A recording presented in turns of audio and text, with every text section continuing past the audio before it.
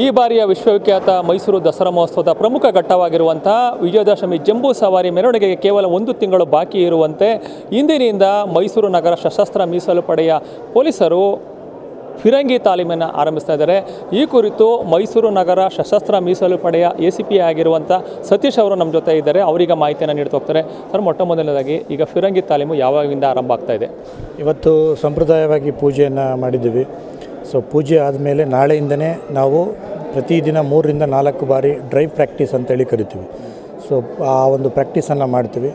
ತದನಂತರ ಮದ್ದು ಬಂದಾಗ, ಸೊ ಅದಕ್ಕೆ ಬೇಕಾದಂಥ ಮದ್ದು ಬಂದಾಗ ಆನೆಗಳು ಮತ್ತು ಕುದುರೆಗಳು ಏನು ದಸರಾ ಮೆರವಣಿಗೆಯಲ್ಲಿ ಭಾಗವಹಿಸ್ತಾ ಇದೆ, ಆ ಆನೆಗಳನ್ನು ಕರ್ಕೊಂಡು ವಸ್ತು ಪ್ರದರ್ಶನದ ಅಂಗಳದಲ್ಲಿ ಒಂದು 3 ಬಾರಿ ಸೊ ಅದನ್ನು ಶಬ್ದವನ್ನು ಗ್ರಹಿಸುವಂತಹ ಮತ್ತು ಶಬ್ದಕ್ಕೆ ಅವು ಯಾವುದೇ ಥರ ಬೆದರಬಾರ್ದು, ಆ ಒಂದು ದೃಷ್ಟಿಯನ್ನು ಇಟ್ಕೊಂಡು 3 ಬಾರಿ ಪ್ರಾಕ್ಟೀಸನ್ನು ಮಾಡಿಸ್ತೀವಿ. ತದನಂತರ ದಸರಾ ಟೈಮಲ್ಲಿ 3 ರಿಂದ 4 ಬಾರಿ ಪ್ರಾಕ್ಟೀಸ್ ಮಾಡಿ ಅಂತಿಮ ದಿನ ಫಿರಂಗಿಯನ್ನು ಇದು ಮಾಡ್ತೀವಿ. ಸರ್, ಈ ಒಂದು ಇದರಲ್ಲಿ ನಿಮ್ಮ ಒಂದು ಇಲಾಖೆ ಎಷ್ಟು ಮಂದಿ ಸಿಬ್ಬಂದಿಗಳು ಭಾಗಿಯಾಗ್ತಾ ಇದ್ದಾರೆ ಅಂತ?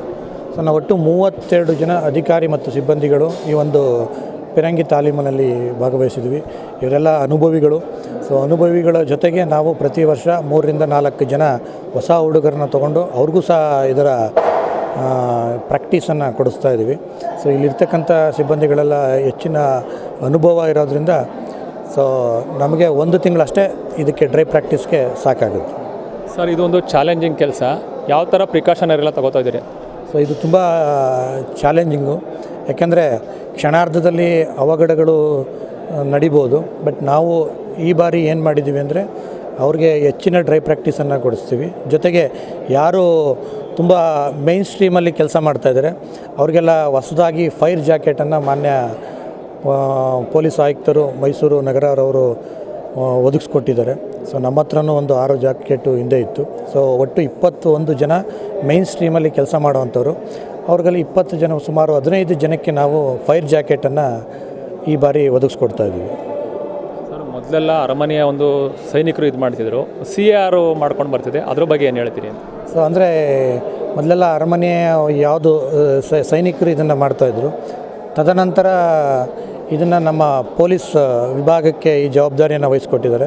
ಆವಾಗಿಂದನೂ ನಾವು ಪೊಲೀಸ್, ಮೈಸೂರು ನಗರ ಪೊಲೀಸ್ ಯಾವುದೇ ಆವಾಗ ಅಪಘಾತಗಳಿಗೆ ಏನು ಒಳಗಾಗದೆ ಈ ಒಂದು ಫಿರಂಗಿ ಫೈರಿಂಗನ್ನು ಮಾಡ್ಕೊಂಡು ಬರ್ತಾಯಿದ್ದೀವಿ. ಸರ್, ಎಷ್ಟು ನಿಮಿಷದಲ್ಲಿ ಅದನ್ನ ಮುಗಿಸ್ತೀರಿ ಅಂತ? ಸರ್, ನಾವು ಕೊನೆಗೆ ಅಂತಿಮ ಏನು ವಿಜಯದಶಮಿ ದಿನ ರಾಷ್ಟ್ರಗೀತೆ ಆಗುತ್ತೆ. ರಾಷ್ಟ್ರಗೀತೆ ಆದಾಗ ಸನ್ಮಾನ್ಯ ಮುಖ್ಯಮಂತ್ರಿಗಳು ಪುಷ್ಪಾರ್ಚನೆ ಮಾಡ್ತಾರೆ. ಆ ರಾಷ್ಟ್ರಗೀತೆ ಮುಗಿಯೋ ನಡುವೆ 52 ಸೆಕೆಂಡ್ಗಳಲ್ಲಿ ನಾವು 21 ಫಿರಂಗಿಯನ್ನು ಆರಿಸಬೇಕಾಗಿದೆ. ಇದೊಂದು ಚಾಲೆಂಜಿಂಗ್. ಯಾಕೆಂದರೆ ಟೈಮ್ ಬಾಂಡ್ ಇಲ್ಲ ಅಂದರೆ ನಾವು ನಿಧಾನಕ್ಕೆ ಮಾಡ್ಬೋದು. ಬಟ್ 52 ಸೆಕೆಂಡ್ಗಳಲ್ಲಿ ನಾವು 21 ಫಿರಂಗಿಗಳನ್ನು ಆರಿಸ್ಬೇಕು. ಜೊತೆಗೆ ನಮ್ಮ ಹತ್ರ ಲಭ್ಯ ಇರುವಂಥದ್ದು 7 ಫಿರಂಗಿ. ಸೊ ಒಂದು ಫಿರಂಗಿಗೆ 3 ಬಾರಿ ನಾವು ಆ ಒಂದು ಎಕ್ಸಸೈಸ್ ಮಾಡಬೇಕು. ಅದನ್ನು ಮದ್ದನ್ನು ರಿಮೂವ್ ಮಾಡಿ ಫೈರ್ ಆದ ತಕ್ಷಣ ಕ್ಲೀನ್ ಮಾಡಬೇಕು.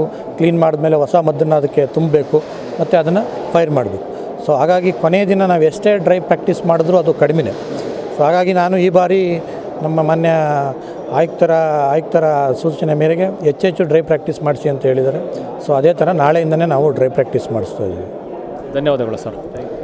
ಇದಿಷ್ಟು ಮೈಸೂರು ನಗರ ಸಶಸ್ತ್ರ ಮೀಸಲು ಪಡೆಯ ACP ಆಗಿರುವಂಥ ಸತೀಶ್ ಅವರ ಮಾತು. ಒಟ್ಟಾರೆಯಾಗಿ ಕೇವಲ 52 ಸೆಕೆಂಡ್ಗಳಲ್ಲಿ 21 ಬಾರಿ ಕುಶಾಲತೋಪನ್ನು ಸಿಡಿಸೋದಕ್ಕೆ ಇದೀಗ ನಗರ ಸಶಸ್ತ್ರ ಮೀಸಲು ಪಡೆಯ ಸಿಬ್ಬಂದಿಗಳಿಗ ಸನ್ನದ್ಧರಾಗ್ತಾ ಇದ್ದಾರೆ ಅಂತ ಹೇಳ್ಬೋದು. ಕ್ಯಾಮ್ರಾ ಪರ್ಸನ್ ಅರ್ಜುನ್ ಜೊತೆ ರಂಗಸ್ವಾಮಿ, ಪ್ರತಿನಿಧಿ ನ್ಯೂಸ್, ಮೈಸೂರು.